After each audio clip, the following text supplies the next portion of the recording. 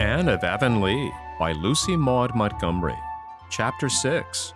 All Sorts and Conditions of Men and Women. A September day on Prince Edward Island hills, a crisp wind blowing up over the sand dunes from the sea, a long red road winding through fields and woods, now looping itself about a corner of thick-set spruces, now threading a plantation of young maples with great feathery sheets of ferns beneath them, now dipping down into a hollow where a brook flashed out of the woods and into them again, now basking in open sunshine between ribbons of goldenrod and smoke-blue asters, air athrill with the pipings of myriads of crickets, those glad little pensioners of the summer hills, a plump brown pony ambling along the road, two girls behind him, full to the lips with the simple, priceless joy of youth and life. "Oh, this is a day left over from Eden, isn't it, Diana?" And Anne sighed for sheer happiness. "The air has magic in it. Look at the purple in the cup of the harvest valley, Diana. And oh, do smell the dying fir. It's coming up from that little sunny hollow where Mr. Eben Wright has been cutting fence poles. Bliss is it on such a day to be alive, but to smell dying fir is very heaven. That's 2/3 Wordsworth and 1/3 Anne Shirley. It doesn't seem possible that there should be dying fir in heaven, does it? And yet it doesn't seem to me that heaven would be quite perfect if you couldn't get a whiff of dead fir as you went through its woods. Perhaps we'll have the odor there without the death. Yes, I think that will be the way. That delicious aroma must be the souls of the firs, and of course it will be just souls in heaven." "Trees haven't souls," said practical Diana, "but the smell of dead fir is certainly lovely. I'm going to make a cushion and fill it with fir needles. You'd better make one too, Anne." "I think I shall, and use it for my naps. I'd be certain to dream I was a dryad or a wood nymph then. But just this minute I'm well content to be Anne Shirley, Avonlea schoolma'am, driving over a road like this on such a sweet, friendly day." "It's a lovely day, but we have anything but a lovely task before us," sighed Diana. "Why on earth did you offer to canvass this road, Anne? Almost all the cranks in Avonlea live along it, and we'll probably be treated as if we were begging for ourselves. It's the very worst road of all." "That's why I chose it. Of course, Gilbert and Fred would have taken this road if we had asked them, but you see, Diana, I feel myself responsible for the AVIS since I was the first to suggest it, and it seems to me that I ought to do the most disagreeable things. I'm sorry on your account, but you needn't say a word at the cranky places. I'll do all the talking. Mrs. Lynde would say I was well able to. Mrs. Lynde doesn't know whether to approve of our enterprise or not. She inclines to when she remembers that Mr. and Mrs. Allen are in favor of it, but the fact that village improvement societies first originated in the States is a count against it. So she is halting between two opinions, and only success will justify us in Mrs. Lynde's eyes. Priscilla is going to write a paper for our next improvement meeting, and I expect it will be good, for her aunt is such a clever writer, and no doubt it runs in the family. I shall never forget the thrill it gave me when I found out that Mrs. Charlotte E. Morgan was Priscilla's aunt. It seemed so wonderful that I was a friend of the girl whose aunt wrote Edgewood Days and The Rosebud Garden. Where does Mrs. Morgan live? In Toronto, and Priscilla says she's coming to the island for a visit next summer, and if it is possible, Priscilla is going to arrange to have us meet her. That seems almost too good to be true, but it's something pleasant to imagine after you go to bed." The Avonlea Village Improvement Society was an organized fact. Gilbert Blythe was president, Fred Wright vice president, Anne Shirley secretary, and Diana Barry treasurer. The improvers, as they were promptly christened, were to meet once a fortnight at the homes of the members. It was admitted that they could not expect to effect many improvements so late in the season, but they meant to plan the next summer's campaign, collect and discuss ideas, write and read papers, and, as Anne said, educate the public sentiment generally. There was some disapproval, of course, and, which the improvers felt much more keenly, a good deal of ridicule. Mr. Elisha Wright was reported to have said that a more appropriate name for the organization would be the Courting Club. Mrs. Hiram Sloane declared she had heard the improvers meant to plow up all the roadsides and set them out with geraniums. Mr. Levi Bolter warned his neighbors that the improvers would insist that everybody pull down his house and rebuild it after plans approved by the society. Mr. James Spencer sent them word that he wished they would kindly shovel down the church hill. Eben Wright told Anne that he wished the improvers could induce old Josiah Sloane to keep his whiskers trimmed. Mr. Lawrence Bell said he would whitewash his barns if nothing else would please them, but he would not hang lace curtains in the cow stable windows. Mr. Major Spencer asked Clifton Sloane, an improver who drove the milk to the Carmody cheese factory, if it was true that everybody would have to have his milk stand hand-painted next summer and keep an embroidered centerpiece on it. In spite of, or perhaps human nature being what it is because of, this, the society went gamely to work at the only improvement they could hope to bring about that fall. At the second meeting in the Barry parlor, Oliver Sloane moved that they start a subscription to reshingle and paint the hall. Julia Bell seconded it with an uneasy feeling that she was doing something not exactly ladylike. Gilbert put the motion, it was carried unanimously, and Anne gravely recorded it in her minutes.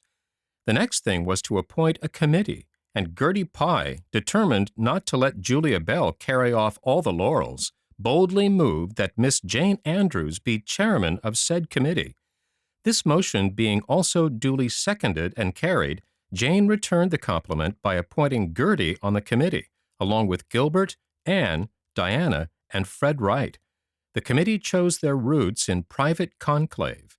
Anne and Diana were told off for the Newbridge Road, Gilbert and Fred for the White Sands Road, and Jane and Gertie for the Carmody Road. Because, explained Gilbert to Anne as they walked home together through the haunted wood, the Pyes all live along that road, and they won't give a cent unless one of themselves canvasses them. The next Saturday, Anne and Diana started out. They drove to the end of the road and canvassed homeward, calling first on the Andrew girls. "If Catherine is alone, we may get something," said Diana. "But if Eliza is there, we won't." Eliza was there, very much so, and looked even grimmer than usual. Miss Eliza was one of those people who give you the impression that life is indeed a vale of tears, and that a smile, never to speak of a laugh, is a waste of nervous energy, truly reprehensible. The Andrew girls had been girls for 50-odd years, and seemed likely to remain girls to the end of their earthly pilgrimage. Catherine, it was said, had not entirely given up hope, but Eliza, who was born a pessimist, had never had any. They lived in a little brown house built in a sunny corner scooped out of Mark Andrews's beech woods. Eliza complained that it was terrible hot in the summer, but Catherine was wont to say it was lovely and warm in winter. Eliza was sewing patchwork, not because it was needed, but simply as a protest against the frivolous lace Catherine was crocheting. Eliza listened with a frown and Catherine with a smile as the girls explained their errand. To be sure, whenever Catherine caught Eliza's eye, she discarded the smile in guilty confusion, but it crept back the next moment. "If I had money to waste," said Eliza grimly, "I'd burn it up and have the fun of seeing a blaze, maybe. But I wouldn't give it to that hall, not a cent. It's no benefit to the settlement, just a place for young folks to meet and carry on when they's better be home in their beds." "Oh, Eliza, young folks must have some amusement," protested Catherine. "I don't see the necessity. We didn't gad about to halls and places when we were young, Catherine Andrews. This world is getting worse every day." "I think it's getting better," said Catherine firmly. "You think!" Miss Eliza's voice expressed the utmost contempt. "It doesn't signify what you think, Catherine Andrews. Facts is facts." "Well, I always like to look on the bright side, Eliza." "There isn't any bright side." "Oh, indeed there is," cried Anne, who couldn't endure such heresy in silence. "Why, there are ever so many bright sides, Miss Andrews. It's really a beautiful world." "You won't have such a high opinion of it when you've lived as long in it as I have," retorted Miss Eliza sourly. "And you won't be so enthusiastic about improving it either. How is your mother, Diana? Dear me, but she has failed of late. She looks terrible run down. And how long is it before Marilla expects to be stone blind, Anne?" "The doctor thinks her eyes will not get any worse if she's careful," faltered Anne. Eliza shook her head. "Doctors always talk like that just to keep people cheered up. I wouldn't have much hope if I was her. It's best to be prepared for the worst." "But oughtn't we be prepared for the best, too?" pleaded Anne. "It's just as likely to happen as the worst." "Not in my experience, and I've 57 years to set against your 16, retorted Eliza. "Going, are you? Well, I hope this new society of yours will be able to keep Avonlea from running any further downhill, but I haven't much hope of it." Anne and Diana got themselves thankfully out and drove away as fast as the fat pony could go. As they rounded the curve below the beech wood, a plump figure came speeding over Mr. Andrews' pasture, waving to them excitedly. It was Catherine Andrews, and she was so out of breath that she could hardly speak, but she thrust a couple of quarters into Anne's hand. "That's my contribution to painting the hall," she gasped. "I'd like to give you $1, but I don't dare take more from my egg money, for Eliza would find out if I did. I'm really interested in your society, and I believe you're going to do a lot of good. I'm an optimist. I have to be, living with Eliza. I must hurry back before she misses me. She thinks I'm feeding the hens. I hope you'll have good luck canvassing, and don't be cast down over what Eliza said. The world is getting better. It certainly is." The next house was Daniel Blair's. "Now, it all depends on whether his wife is home or not," said Diana as they jolted along a deep-rutted lane. "If she is, we won't get a cent. Everybody says Dan Blair doesn't dare have his hair cut without asking her permission, and it's certain she's very close, to state it moderately. She says she has to be just before she's generous, but Mrs. Lynde says she's so much before that generosity never catches up with her at all." Anne related their experience at the Blair place to Marilla that evening. "We tied the horse and then rapped at the kitchen door. Nobody came, but the door was open, and we could hear somebody in the pantry going on dreadfully. We couldn't make out the words, but Diana says she knows they were swearing by the sound of them. I can't believe that of Mr. Blair, for he's always so quiet and meek. But at least he had great provocation, for Marilla, when that poor man came to the door, red as a beet, with perspiration streaming down his face, he had on one of his wife's big gingham aprons. 'I can't get this darn thing off,' he said, 'for the strings are tied in a hard knot, and I can't bust 'em, so you'll have to excuse me, ladies.' We begged him not to mention it, and went in and sat down. Mr. Blair sat down, too. He twisted the apron around to his back and rolled it up, but he did look so ashamed and worried that I felt sorry for him, and Diana said she feared we had called at an inconvenient time." "Oh, not at all," said Mr. Blair, trying to smile. "You know he's always very polite. I'm a little busy, getting ready to bake a cake, as it were. My wife got a telegram today that her sister from Montreal is coming tonight, and she's gone to the train to meet her and left orders for me to make a cake for tea. She read out the recipe and told me what to do, but I've clean forgot half the directions already. And it says, 'Flavor according to taste.' What does that mean? How can you tell? And what if my taste doesn't happen to be other people's taste? Would a tablespoon of vanilla be enough for a small layer cake?" I felt sorrier than ever for the poor man. He didn't seem to be in his proper sphere at all. I had heard of henpecked husbands, and now I felt that I saw one. It was on my lips to say, "Mr. Blair, if you'll give us a subscription for the hall, I'll mix up your cake for you." But I suddenly thought it wouldn't be neighborly to drive too sharp a bargain with a fellow creature in distress. So I offered to mix the cake for him without any conditions at all. He just jumped at my offer. He said he'd been used to making his own bread before he was married, but he feared cake was beyond him, and yet he hated to disappoint his wife. He got me another apron, and Diana beat the eggs, and I mixed the cake. Mr. Blair ran about and got us the materials. He had forgotten all about his apron, and when he ran, it streamed out behind him, and Diana said she thought she would die to see it. He said he could bake the cake all right. He was used to that. And then he asked for our list, and he put down $4. So you see, we were rewarded. but even if he hadn't given a cent, I'd always feel that we'd done a truly Christian act in helping him. Theodore White's was the next stopping place. Neither Anne nor Diana had ever been there before, and they had only a very slight acquaintance with Mrs. Theodore, who was not given to hospitality. Should they go to the back or the front door? While they held a whispered consultation, Mrs. Theodore appeared at the front door with an armful of newspapers. Deliberately, she laid them down one by one on the porch floor and the porch steps, and then down the path to the very feet of her mystified callers. "Will you please wipe your feet carefully on the grass and then walk on these papers?" she asked anxiously. "I've just swept the house all over, and I can't have any more dust tracked in. The path's been real muddy since the rain yesterday." "Don't you dare laugh," warned Anne in a whisper as they marched along the newspapers. "And I implore you, Diana, not to look at me, no matter what she says, or I shall not be able to keep a sober face." The papers extended across the hall and into a prim, fleckless parlor.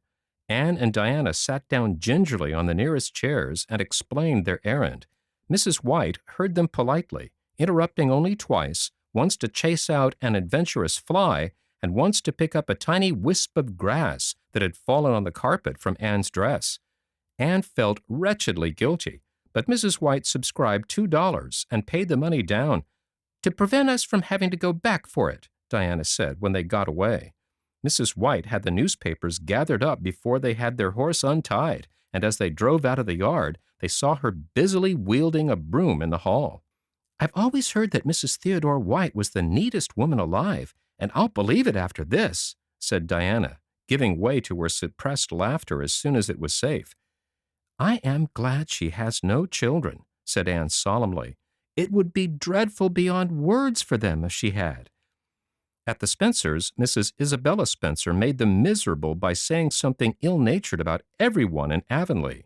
Mr. Thomas Boulter refused to give anything because the hall, when it had been built 20 years before, hadn't been built on the site he recommended. Mrs. Esther Bell, who was the picture of health, took half an hour to detail all her aches and pains, and sadly put down 50 cents because she wouldn't be there that time next year to do it. No, she would be in her grave. Their worst reception, however, was at Simon Fletcher's. When they drove into the yard, they saw two faces peering at them through the porch window, but although they rapped and waited patiently and persistently, nobody came to the door. Two decidedly ruffled and indignant girls drove away from Simon Fletcher's. Even Anne admitted that she was beginning to feel discouraged, but the tide turned after that. Several Sloane homesteads came next, where they got liberal subscriptions, and from that to the end they fared well, with only an occasional snub. Their last place of call was at Robert Dixon's by the pond bridge. They stayed to tea here, although they were nearly home, rather than risk offending Mrs. Dixon, who had the reputation of being a very touchy woman. While they were there, old Mrs. James White called in. "I've just been down to Lorenzo's," she announced. "He's the proudest man in Avonlea this minute. What do you think? There's a brand new boy there, and after 7 girls, that's quite an event, I can tell you." Anne pricked up her ears, and when they drove away, she said, "I'm going straight to Lorenzo White's." "But he lives on the White Sands Road, and it's quite a distance out of our way," protested Diana. "Gilbert and Fred will canvass him." "They are not going around until next Saturday, and it will be too late by then," said Anne firmly. "The novelty will be worn off. Lorenzo White is dreadfully mean, but he will subscribe to anything just now. We mustn't let such a golden opportunity slip, Diana." The result justified Anne's foresight. Mr. White met them in the yard, beaming like the sun upon an Easter day. When Anne asked for a subscription, he agreed enthusiastically. Certain. Just put me down for $1 more than the highest subscription you've got." "That will be $5. Mr. Daniel Blair put down 4, said Anne, half afraid, but Lorenzo did not flinch. "5 it is, and here's the money on the spot. Now, I want you to come into the house. There's something in there worth seeing, something very few people have seen as yet. Just come in and pass your opinion." "What will we say if the baby isn't pretty?" whispered Diana in trepidation as they followed the excited Lorenzo into the house. "Oh, there will certainly be something else nice to say about it," said Anne easily. There always is about a baby." The baby was pretty, however, and Mr. White felt that he got his $5 worth of the girl's honest delight over the plump little newcomer. But that was the first, last, and only time that Lorenzo White ever subscribed to anything. Anne, tired as she was, made one more effort for the public wheel that night, slipping over the fields to interview Mr. Harrison, who was, as usual, smoking his pipe on the veranda with Ginger beside him. Strictly speaking, he was on the Carmody Road, but Jane and Gertie, who were not acquainted with him save by doubtful report, had nervously begged Anne to canvass him. Mr. Harrison, however, flatly refused to subscribe a cent, and all Anne's wiles were in vain. "But I thought you approved of our society, Mr. Harrison," she mourned. So I do, but my approval doesn't go as deep as my pocket, Anne. A few more experiences such as I have had today would make me as much of a pessimist as Miss Eliza Andrews," Anne told her reflection in the East Gable mirror at bedtime.